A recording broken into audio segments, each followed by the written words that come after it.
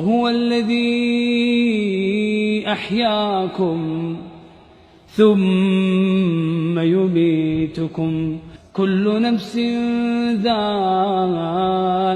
الموت وإنما توفون أجوركم يوم القيامة فمن زحزح عن النار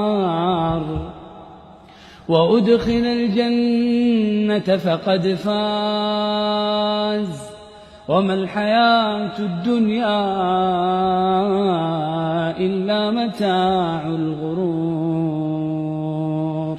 الله عز وجل يقول وهو الذي أحياكم ثم يميتكم ثم يحييكم لا يحزنهم الفزع الأكبر وتتلقاهم الملائكة هذا يومكم الذي كنتم توعدون.